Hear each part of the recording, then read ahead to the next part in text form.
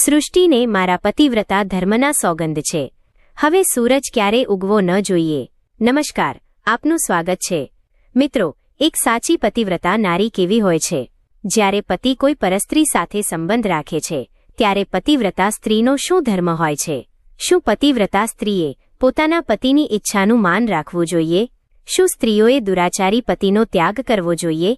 શું સ્ત્રીએ રોગી પતિનો સાથ છોડી દેવો જોઈએ? આવા પતિ સાથે રહેવાથી સ્ત્રીને કયા કયા કષ્ટો ભોગવવા પડે છે? સાથે જ સ્ત્રીનું તે કયું અંગ છે જેને કોઈપણ પુરુષે ક્યારેય ન જોવું જોઈએ? કારણ કે જે પણ પુરુષ સ્ત્રીના આ અંગને જુએ છે તેનો નિશ્ચિતપણે વિનાશ થઈ જાય છે. આ વિષયમાં પદ્મપુરાણના સૃષ્ટિખંડમાં ખૂબ જ મહત્વપૂર્ણ ઇતિહાસ જણાવવામાં આવ્યો છે. આ પ્રાચીન કથા ખૂબ જ જ્ઞાનવર્ધક છે. પ્રત્યેક પરિણીત સ્ત્રીએ અને પુરુષે આ કથા અવશ્ય સાંભળવી જોઈએ. મિત્રો, વિડીયોમાં આગળ વધીએ એ પહેલા સાચા હૃદયથી કોમેન્ટ બોક્સમાં જય માતાજી, જય દ્વારકાધીશ અવશ્ય લખી નાખજો અને વિડીયો તમારા પરિવારજનો સાથે જરૂર શેર કરજો. અને હા મિત્રો, લાઇક કરવાનું ભૂલશો નહીં. તો ચાલો મિત્રો, વિલંબ કર્યા વિના તમને તે મહાન કથા સંભળાવીએ. મિત્રો, પ્રાચીન સમયની વાત છે. મધ્ય દેશમાં પ્રતિષ્ઠાનપુર નામની એક સુંદર નગરી હતી. તે નગરમાં કૌશિક નામના એક બ્રાહ્મણ પોતાની પત્ની શૈબ્યા સાથે નિવાસ કરતા હતા. કૌશિક પાછલા જન્મોના પાપના ફળ સ્વરૂપે કુષ્ઠ રોગ કોઢથી ગ્રસ્ત થઈ ગયા હતા.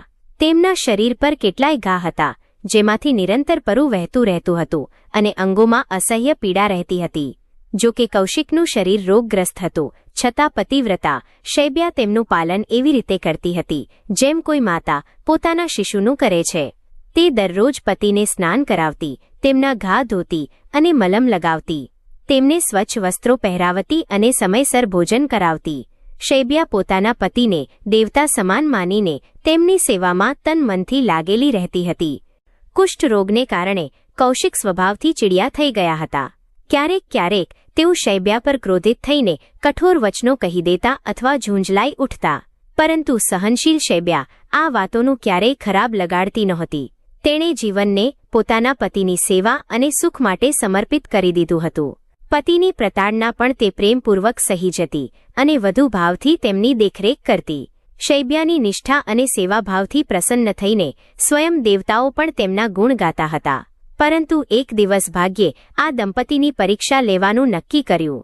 થયું એવું કે એક સાંજ સમયે કૌશિક પોતાના દ્વાર પર બેઠા હતા ત્યારે માર્ગ પરથી નગરની પ્રસિદ્ધ વેશ્યા પોતાના ભવ્ય અલંકારોથી સુસજ્જ થઈને પસાર થઈ. તે સ્ત્રી અત્યંત રૂપવતી અને યૌવનથી પરિપૂર્ણ હતી. તેના નુપુરનો રણકાર અને સૌંદર્યની આભાએ કૌશિકનું ધ્યાન પોતાની તરફ ખેંચી લીધું. કૌશિકે આ પૂર્વે આવું અપ્રતિમ સૌંદર્ય ક્યારેય જોયું નહોતું. વેશ્યાનું રૂપ માનો કામદેવની ચમકને પણ માત આપતું હતું. તેને જોઈ કૌશિકના મનમાં દબાયેલી વાસના અચાનક પ્રબળ થઈ ઉઠી. તે રૂપસીના ચાલ્યા ગયા પછી પણ કૌશિકની આંખો તે જ તરફ ટકેલી રહી અને તેમના હૃદયમાં એક તીવ્ર લાલસા જન્મ લેવા લાગી. તેઓ ઊંડો શ્વાસ લઈને રહી ગયા અને તેમનું મન વિકળ થઈ ઉઠ્યું. પતિને અચાનક આ પ્રકારે વ્યાકુળ જોઈ શૈબ્યા ચિંતિત થઈ ગઈ. અંતે સ્નેહભરી કોમળ વાણીમાં શૈબ્યાએ પૂછ્યું, સ્વામી, તમને કયું દુઃખ સતાવે છે? તમારું મન કેમ ઉદાસ અને અસ્થિર લાગી રહ્યું છે? કૃપા કરીને મને તમારી વ્યથા જણાવો. કૌશિકે વાત ટાળવાનો પ્રયત્ન કરતા કહ્યું, શૈબ્યા, તું નહીં સમજી શકે. બહેતર છે કે મને કંઈ ના પૂછ. આ એવી ઈચ્છા છે જે ના તું પૂરી કરી શકે છે ના હું. માટે તે કહેવી વ્યર્થ છે. પતિના મુખેથી આ સાંભળી શૈબ્યાનું હૃદય વધુ વ્યગ્ર થઈ ઉઠ્યું. તે હાથ જોડીને વિનિત સ્વરમાં બોલી, આર્યપુત્ર, મેં જીવનભર તમારો સાથ નિભાવ્યો છે. તમારા સુખ દુઃખ મારા પોતાના છે. કૃપા કરીને તમારી ઈચ્છા મને જણાવો. મને આજ્ઞા આપો કે હું તમારા મનની અભિલાષા પૂર્ણ કરી શકું. તમારા હિતમાં જે પણ કરવું પડે તે હું કરીશ. પત્નીના આવા આગ્રહ અને સમર્પણને જોઈ કૌશિક પીગળી ગયા. તેમણે ઊંડો શ્વાસ લેતા કહ્યું, તું મારા પ્રેમ અને સેવાભાવમાં કોઈ કમી નથી રાખતી એ હું જાણું છું, પરંતુ મારું મન આજે મોટી દુષ્કામનામાં ફસાઈ ગયું છે. સંધ્યા સમયે જે સ્ત્રી આ માર્ગ પરથી પસાર થઈ, શું તે તેને જોઈ હતી? તે નગરની વેશ્યા હતી. તેનું રૂપ અને યૌવન અદ્વિતીય છે. તેને જોઈને મારા હૃદયમાં વિકાર આવી ગયો છે. આટલું કહેતા કહેતા કૌશિક લજ્જિત થઈ ગયા અને અવાજ ધીમો પડી ગયો. શૈબ્યા આશ્ચર્યથી આ સાંભળી રહી હતી. થોડીવાર ચૂપ રહીને કૌશિકે ભારે મનથી આગળ કહ્યું, મારી સ્થિતિ એવી નથી કે હું તે સુંદરી પાસે જઈ શકું. ના જાણે આ ઈચ્છા મારા મનમાં કેમ જાગી, પણ હવે આ દાહ અસહ્ય થઈ રહ્યો છે. જો તે રમણી મને પ્રાપ્ત ના થઈ તો હું જીવિત નહીં રહી શકું. મારા માટે આનાથી વધીને બીજું કોઈ મૃત્યુનું કારણ નહીં હોય. આટલું કહીને રોગી કૌશિકે આંખો બંધ કરી દીધી, જાણે કે તેમને સ્વયં પર ઘૃણા થઈ રહી હોય. તેમને લાગ્યું કે તેમણે એક પાપપૂર્ણ ઈચ્છા વ્યક્ત કરી દીધી છે. પોતાના પતિના મુખેથી આવી વાત સાંભળી શૈબ્યાનું હૃદય ક્ષણભર માટે ક્ષુબ્ધ થઈ ઉઠ્યું. જે પતિની સેવાને તેણે જીવનનો પરમધર્મ માન્યો તે જ પતિ કોઈ અન્ય સ્ત્રી માટે વ્યાકુળ છે. આ વિચાર કોઈ પણ પતિવ્રતા નારી માટે વજ્ર સમાન હતો. શૈબ્યાની આંખોમાં આંસુ છલકાઈ આવ્યા, પરંતુ બીજી જ પળે તેણે પોતાના આંસુ લૂછી નાખ્યા. તે જાણતી હતી કે પતિને દોષ આપવાનો આ સમય નથી. તેમના પ્રાણ સંકટમાં છે. એક સાચી પતિવ્રતા માટે પતિનું જીવન જ સર્વાધિક મૂલ્યવાન હોય છે.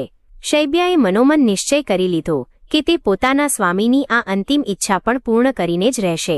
શૈબ્યાએ દ્રઢ સ્વરમાં કહ્યું, સ્વામી, તમારી જાતને કષ્ટ ના આપો.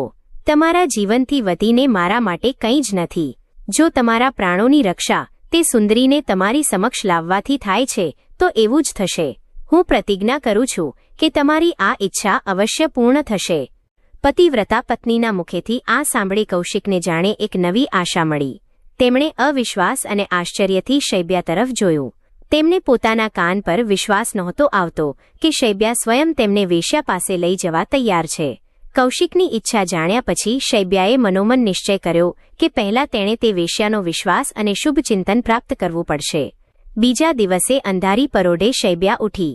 તેણે એક ટોકરીમાં છાણ લીધું અને ચૂપચાપ તે વેશ્યાના ઘરે પહોંચી ગઈ. કોઈ જાગ્યું નહોતું, માટે શૈબ્યાએ દ્વાર પર લીંપણ કરવાનું શરૂ કર્યું. તેણે આંગણાને સારી રીતે વાળીને સાફ કર્યું અને ગોબર માટીથી લીંપીને પવિત્ર કર્યું. આ કર્મ કરી તે સૂર્યોદય પૂર્વે જ ચૂપકેથી પાછી આવી ગઈ. આ પ્રકારે શૈબ્યા સતત 3 દિવસ પ્રાતઃકાળે વેશ્યાલયના દ્વાર પર સફાઈ અને લીંપણ કરતી રહી. તે પોતાનું કાર્ય નિરંતર શ્રદ્ધા અને પ્રસન્ન ચિત્તે કરતી માનો ઈશ્વરની પૂજા કરી રહી હોય. વેશ્યાએ જોયું કે કહ્યા વગર જ કોઈ તેના આંગણાને સજાવી જાય છે, રસ્તો અને દિવાલો સાફ કરી જાય છે. ત્રીજા દિવસ સુધી વેશ્યાને મોટું આશ્ચર્ય થયું કે આ કોણ ઉપકારી છે જે નિઃસ્વાર્થ ભાવે આ સેવા કરી રહ્યો છે. તેણે પોતાના દાસ દાસીઓને પૂછ્યું પણ કોઈ ઉત્તર ના મળ્યો. ચોથા દિવસે પ્રાતઃકાળે વેશ્યાએ સ્વયં છુપાઈને આ રહસ્ય જાણવાનો નિર્ણય કર્યો. પરોઢ થતાં જ જ્યારે શૈબ્યા ફરીથી સાવરણી અને છાણ લઈને આવી ત્યારે વેશ્યાએ તેને નજરે જોઈ લીધી. એક સાધ્વી સ્ત્રીને પોતાના આંગણામાં સાવરણી લગાવતા જોઈને વેશ્યા આશ્ચર્યચકિત થઈ ગઈ. તે લજ્જા અને કૃતજ્ઞતાથી શૈબ્યાના ચરણોમાં પડી ગઈ. આંસુ ભરેલી આંખો અને ધ્રુજતા અવાજે તેણે કહ્યું, હે દેવી, મને ક્ષમા કરો. હું અજ્ઞાની હતી જે એ ના જાણી શકી કે આવી પુણ્યવતી મારા દ્વાર પર આવીને મારા ઘરને પવિત્ર કરી રહી છે. આપે નિઃસ્વાર્થ ભાવે મારી સેવા કરી એ મારું સૌભાગ્ય છે. હું આના બદલામાં તમને જે જોઈએ તે આપવા તૈયાર છું. સોનું, રત્ન, વસ્ત્ર, જે માંગવું હોય તે નિઃસંકોચ માંગો. શૈબ્યાએ વેશ્યાને ઉઠાડીને ગળે લગાવી અને કહ્યું, દેવી, મારે ધન સંપત્તિ સાથે કોઈ લેવા દેવા નથી. તમારી ઉદારતા માટે આભાર, પણ મારું નિવેદન કંઈક બીજું છે. જો તમે મને વચન આપો કે તમે મારી સહાયતા કરશો તો જ હું મારી ઈચ્છા પ્રગટ કરીશ. વેશ્યાએ આશ્ચર્યથી પૂછ્યું, સાધ્વી, તારા જેવી મહાન નારી મારા જેવા તુચ્છ પર આવી કૃપા કેમ કરી રહી છે? તું જે પણ ઈચ્છે છે તે નીડર થઈને કહે. હું વચન આપું છું કે મારી પૂરી શક્તિથી તારું કાર્ય સિદ્ધ કરીશ. શૈબ્યાએ ગંભીર સ્વરમાં કહ્યું, જો તમે સાચે જ મારી સહાયતા કરવા માંગતા હોવ તો મને વચન આપો કે મારી વાત પૂર્ણ કરશો. વેશ્યાએ તરત હાથ જોડીને કહ્યું, હા, હું પ્રતિજ્ઞા કરું છું. તમે નિઃસંકોચ તમારી ઇચ્છિત વસ્તુ માંગો. ત્યારે શૈબ્યાએ સંકોચ ત્યાગીને પોતાનો ઉદ્દેશ્ય જણાવ્યો. હે સુંદરી, હું જે કાર્ય માટે આવી છું તે જરા અસામાન્ય છે. મારો સ્વામી કૌશિક તમારા સૌંદર્યથી વિમોહિત થઈ ગયો છે. તે એક ક્ષણ માટે પણ તમને પામવા માંગે છે. તેમના પ્રાણ તે ઈચ્છા પર ટકેલા છે. હું તમને વિનંતી કરું છું કે એક રાત માટે તમે મારા પતિને તમારી નજીક સ્થાન આપો. તમારા જેવી દયાળુ અને રૂપવતી સ્ત્રી જો મારા પતિને સ્વીકાર કરી લેશે તો તેમનું જીવન બચી જશે. હું જાણું છું આ નિવેદન સાધારણ નથી, પણ પત્ની ધર્મ મને તમારી આગળ હાથ જોડવા વિવશ કરી રહ્યો છે. આ કહેતા શૈબ્યાની આંખોમાં આંસુ આવી ગયા. તેણે વિનમ્રતાપૂર્વક વેશ્યાના ચરણ પકડી લીધા. વેશ્યાએ ગભરાઈને શૈબ્યાને રોકતા કહ્યું, માતા, આ શું કરી રહ્યા છો? તમારા જેવી પૂજ્ય સ્ત્રી મારા ચરણ કેવી રીતે સ્પર્શી શકે? મને સંકોચમાં ના નાખો. તમારું હૃદય સાચે જ મહાન છે, જે પતિ માટે આવી વિનંતી કરવા આવ્યા છો. તે થોડી ક્ષણો માટે વિચારમાં પડી ગઈ, પછી બોલી, હું સ્વીકારું છું કે તમારા પતિ કુષ્ઠ રોગથી ગ્રસ્ત છે અને તેમની સાથે એક રાત્રિ વિતાવવી મારા માટે કઠિન હશે. તેમના દેહમાંથી દુર્ગંધ આવતી હશે અને સંભવ છે મને કષ્ટ થશે.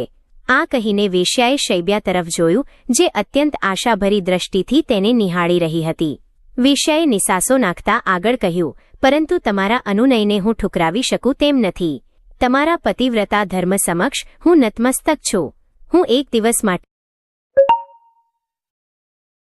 તમારા પતિનો સંગ કરીશ એ વચન આપું છું, પરંતુ તમારા સ્વામીએ સ્વયં મારા ઘર સુધી આવવું પડશે. શૈબ્યાએ કૃતજ્ઞતાપૂર્વક વેશ્યા પ્રત્યે શીશ નમાવ્યું અને કહ્યું, દેવી, તમારો ઉપકાર જીવનભર નહીં ભૂલું. આજે રાત્રે હું સ્વયં મારા પતિને તમારા ભવન સુધી લઈ આવીશ. વેશ્યાએ કહ્યું, મને જણાવો, તમારા પતિ ક્યારે આવી શકે છે? મારે ત્યાં અનેક રાજકુમારો અને ધનિકો આવે છે, પરંતુ આજ રાતે હું તમારા સન્માનમાં કોઈને આવવા નહીં દઉં. તમે તમારા પતિને અડધી રાતના સમયે ચૂપચાપ લઈ આવજો. શૈબ્યાએ સંમતિમાં માથું હલાવ્યું અને ત્યાંથી વિદાય લીધી. ઘરે પહોંચીને શૈબ્યાએ કૌશિકને બધી વાત કહી. તે બોલી, સ્વામી, હું તમારું કાર્ય સિદ્ધ કરીને આવી ગઈ છું. નગરની સુંદરીએ તમને આજે અડધી રાતે પોતાના ભવનમાં બોલાવ્યા છે. આ સાંભળી કૌશિકને એક પળ માટે વિશ્વાસ જ ના થયો. તેમણે અધીરા થઈને પૂછ્યું, શું સાચે જ તે રાજી થઈ ગઈ? તે તેને કેવી રીતે મનાવી? શૈબ્યાએ મધુર સ્મિત સાથે કહ્યું, આ બધું ઈશ્વરની કૃપા અને તમારા ભાગ્યથી જ સંભવ થયું છે. હવે વિલંબ ના કરો. તમારે ત્યાં નિશ્ચિત સમય પર પહોંચવાનું છે. કૌશિકે ત્યારે એક વાસ્તવિક અડચણ તરફ સંકેત કર્યો, પણ હું ત્યાં જઉં કેવી રીતે? હું તો હલનચલન કરવામાં અસમર્થ છું. તું જોઈ જ રહી છે કે મારું શારીરિક બળ સુકાઈ ગયું છે. હું પગ નથી મૂકી શકતો. આ સમસ્યા ગંભીર હતી, પરંતુ શૈબ્યા પહેલા જ તેનો ઉપાય વિચારી ચૂકી હતી. તેણે કહ્યું, પ્રાણનાથ, તેની ચિંતા ના કરો. હું સ્વયં તમને મારી પીઠ પર બેસાડીને ત્યાં લઈ જઈશ. જ્યારે તમારું કાર્ય પૂર્ણ થઈ જશે ત્યારે તે જ પ્રકારે તમને પાછા ઘરે લઈ આવીશ. કૌશિકે વિસ્મયથી પત્ની તરફ જોયું. તેઓ બોલ્યા, દેવી, તું સાચે જ અદ્વિતીય છે. જે કાર્ય તું કરવા જઈ રહી છે તે સામાન્ય સ્ત્રીઓ માટે અસહ્ય છે. તારા વિના મારી આ અશક્ય ઈચ્છા ક્યારેય પૂરી ના થાત. હું તારો ઋણી છું. શૈબ્યાએ ફક્ત એટલું જ કહ્યું, સ્વામી, મને તો બસ તમારું સુખ જોઈએ. તે રાત્રે નગરમાં એક અન્ય ઘટના પણ ઘટી. નગરના એક ધનિક શેઠના ઘરે ભીષણ ચોરી થઈ ગઈ. રાજાને જ્યારે સૂચના મળી તો તેણે ક્રોધિત થઈને રાજપુરુષોને આદેશ આપ્યો કે પરોઢ થતા પહેલા તે ચોરને પકડી લાવવામાં આવે, અન્યથા બધાને મૃત્યુદંડ આપવામાં આવશે. ડરના કારણે સૈનિકો રાતભર આમ તેમ ભાગીને ચોરને શોધવા લાગ્યા. સંજોગવશાત નગરના બહારના વન પ્રાંતમાં એક વૃક્ષ નીચે મહામુનિ માંડવ્ય ગહન ધ્યાનમાં સમાધિસ્થ હતા. તેમના તેજસ્વી સ્વરૂપને અજ્ઞાનવશ રાજ્યના સૈનિકોએ ચોર સમજી લીધો. રાજાનો હુકમ યાદ કરીને પાપી સૈનિકોએ તેમને બંદી બનાવી લીધા અને ઢસડીને નગરના દ્વાર પાસે લઈ આવ્યા. નિર્દય રાજાએ તપાસ કર્યા વગર જ ઋષિને કઠોર દંડ આપવાનો આદેશ આપી દીધો. ત્યાં રસ્તાના કિનારે એક અણીદાર લોઢાની ખીલી શૂળી ગાંઠવામાં આવી અને તપસ્વી માંડવ્ય મુનિને તે ખીલી પર બેસાડીને ભયાનક યાતના આપવામાં આવી.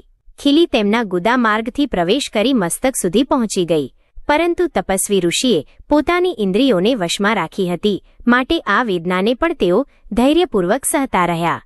અહીં રાત્રિના અંધકારમાં શૈબ્યા પોતાના પતિને પીઠ પર ઉઠાવીને તે માર્ગ પરથી પસાર થઈ રહી હતી.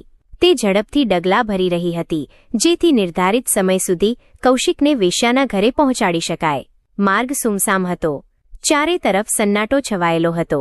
ક્યાંક ક્યાંક ઠંડી હવાની લહેરખીઓ ઝાડને હલાવી દેતી હતી. શૈબ્યાને દૂરથી નગર દ્વાર પર કંઈક હલચલ દેખાઈ, પણ અંધારામાં કંઈ સ્પષ્ટ દેખાયું નહીં. તે પોતાના માર્ગ પર આગળ વધતી રહી. અચાનક તેના પતિ કૌશિકને કોઈ વસ્તુ સાથે ઠોકર વાગી. અંધારામાં ખબર ના પડી કે શું હતું, પણ હકીકતમાં તે તપસ્વી માંડવ્યનું શરીર હતું, જે ખીલી પર વિંધાઈને ત્યાં જ માર્ગમાં હાજર હતો. કુષ્ઠરોગથી પીડિત કૌશિકના શરીરમાંથી વહેતા પરો અને દુર્ગંધે નજીક ઊભેલા ઋષિ માંડવ્યના ધ્યાનને ભંગ કરી દીધું. ધ્યાન તૂટતા જ ઋષિ માંડવ્યને ભયંકર ક્રોધ થયો. આટલા કઠોર તપ પછી પણ તેમને આવી પીડા આપવામાં આવી હતી. ઉપરથી હવે એક અજ્ઞાત વ્યક્તિએ તેમના ઘાયલ શરીરને પગથી ઠોકર મારી હતી. માંડવ્ય ઋષિએ ક્રોધમાં ભરાઈને તડપતા તડપતા શ્રાપ આપી દીધો, જે દુષ્ટે મારા શરીરને આઘાત પહોંચાડ્યો છે તે પાપી સૂર્યોદય થતાં જ ભસ્મ થઈ જશે. જે મૂર્ખે મને ધક્કો માર્યો છે, કાલે સૂરજ ઉગતા પહેલા તેનું મૃત્યુ થઈ જશે. ક્રોધના આવેશમાં તપસ્વીએ આંખો ખોલીને શૈબ્યા અને કૌશિક તરફ જોયું. શૈબ્યા આ બધું સહેમીને સાંભળી રહી હતી. શ્રાપના શબ્દો સાંભળતા જ તેના પગ નીચેથી જમીન સરકી ગઈ. કૌશિક જે શૈબ્યાની પીઠ પર હતો, શ્રાપના ડરથી તત્કાલ નીચે પડીને મૂર્છિત જેવો થઈ ગયો. પોતાના પતિને ભૂમિ પર પડેલા જોઈ શૈબ્યા ગભરાઈ ગઈ, પણ બીજી જ ક્ષણે તેણે પોતાની જાતને સંભાળી. પતિવ્રતા શૈબ્યાને ના તો શ્રાપથી ડર લાગ્યો, ના ક્રોધિત ઋષિ પર કોઈ ક્રોધ આવ્યો. તેને બસ એક જ વાત જ્ઞાત હતી, જો સૂર્યોદય થયો તો તેના સ્વામીના પ્રાણ નહીં બચે. તે ક્ષણભર માટે ભગવાનનું સ્મરણ કરી ટટ્ટાર ઊભી થઈ ગઈ. પોતાના ભીતર અસીમ શક્તિનો સંચાર અનુભવતા શૈબ્યાએ પ્રચંડ શબ્દોમાં ઘોષણા કરી, હું મારી પવિત્ર તપોશક્તિથી સૂર્યને આજે ઉગવા નહીં દઉં. તેનું સ્ત્રી હૃદય પોતાના પતિના પ્રાણોની રક્ષા માટે અદ્વિતીય સંકલ્પ લઈ ચૂક્યું હતું. નિશ્ચિતપણે સૂર્ય આજે ઉગશે નહીં.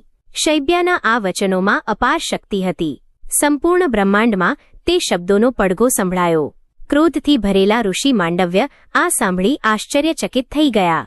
શૈબ્યાએ ઝડપથી આગળ વધીને અચેત પડેલા કૌશિકને ફરીથી પોતાની પીઠ પર સંભાળ્યા. તેણે પોતાના મનમાં પ્રાર્થના કરી કે સૂર્યદેવ તેના વચનની લાજ રાખે. તે નિશામાં ગહન અંધકાર છવાયેલો રહ્યો અને શૈબ્યા પોતાના પતિને લઈને વેશ્યાના ઘરે પહોંચી. વેશ્યાએ પતિની આ દશા જોઈ તો તે સ્તબ્ધ રહી ગઈ. શૈબ્યાએ સંક્ષેપમાં તેને બધી વાત જણાવી કે કેવી રીતે માર્ગમાં મુનિના શ્રાપથી કૌશિક મૃત્યુશૈયા પર છે અને કેવી રીતે તેણે સૂર્યોદય રોકી દેવાનો પ્રણ કર્યો છે. વેશ્યાએ શ્રદ્ધાથી શૈબ્યાની દ્રઢતાને નમન કર્યા અને શીઘ્રતાથી અંદર શૈયાનો પ્રબંધ કર્યો. શૈબ્યાએ પોતાના મૂર્છિત પતિને શૈયા પર સુવડાવ્યા અને ઓશિકે બેસીને તેમની સેવામાં લાગી ગઈ.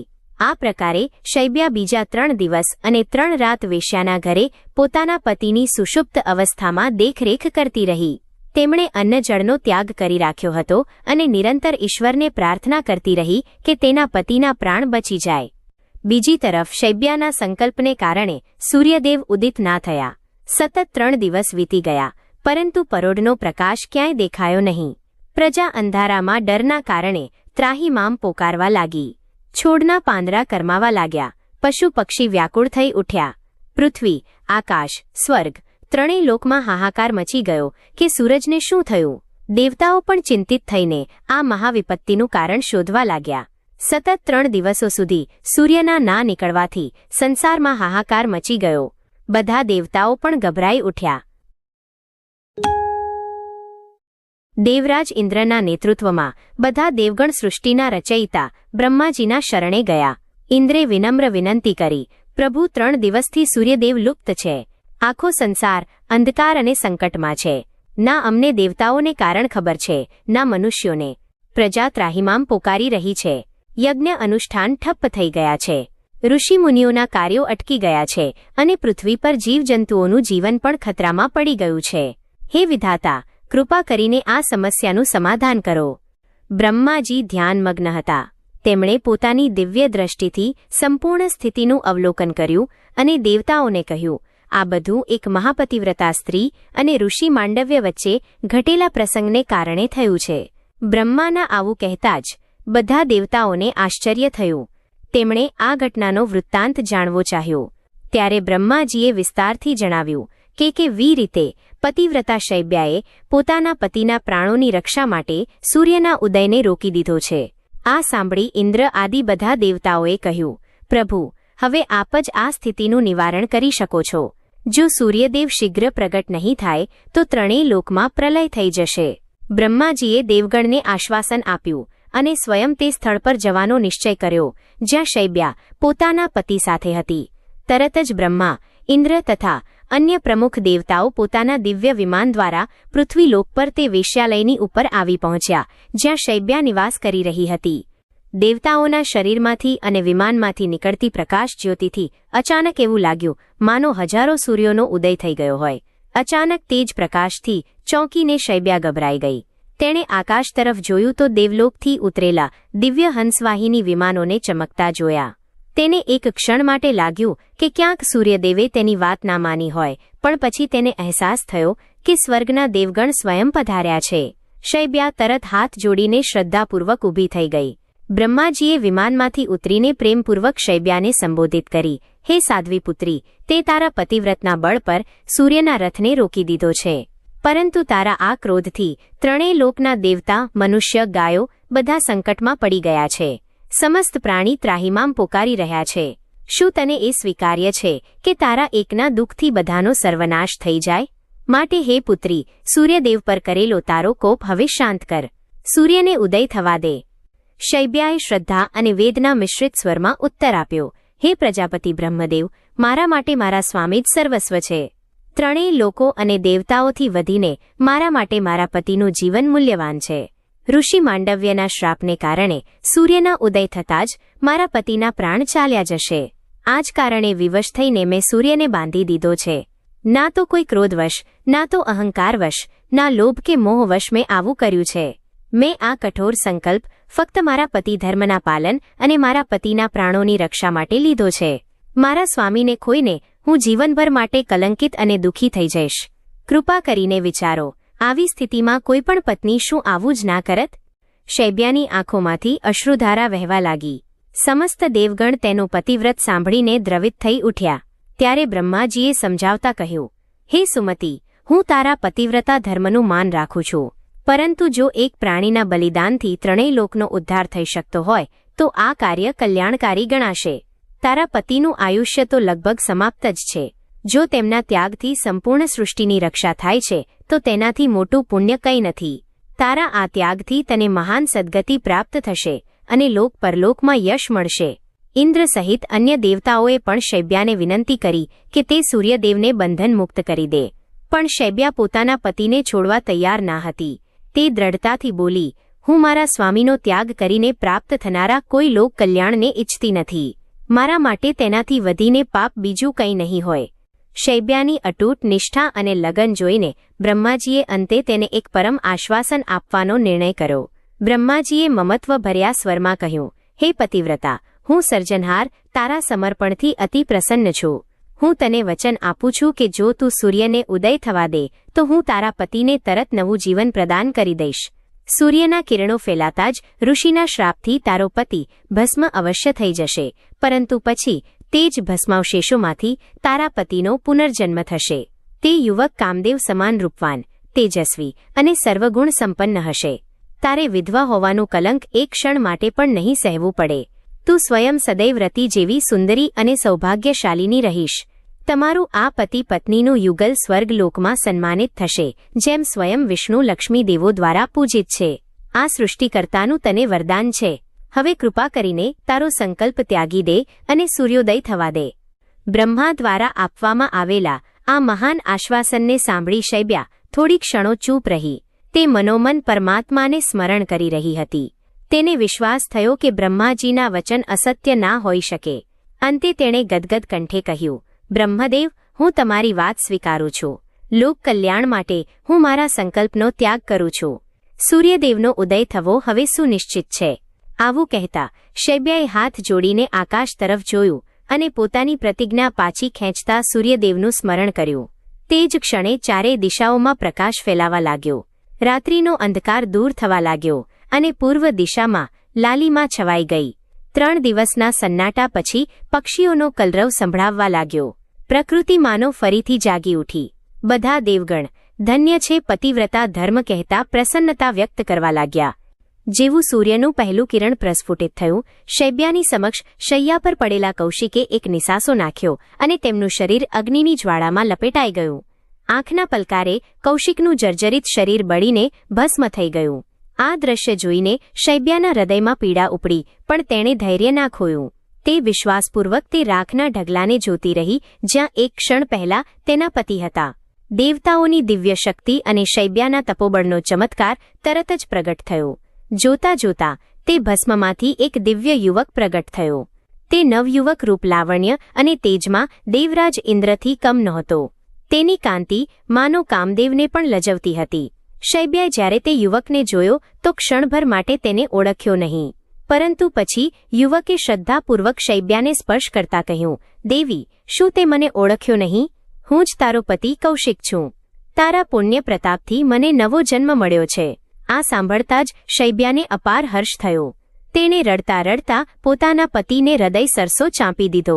પતિ પત્ની બંનેના આંસુ ખુશીના કારણે રોકાતા નહોતા. નગરવધુ વેશ્યા આ અદ્ભુત દ્રશ્ય એક તરફ ઊભી રહીને એકીટશે નિહાળી રહી હતી. તેના મનમાં શૈબ્યા માટે અગાધ શ્રદ્ધા ઉત્પન્ન થઈ ચૂકી હતી.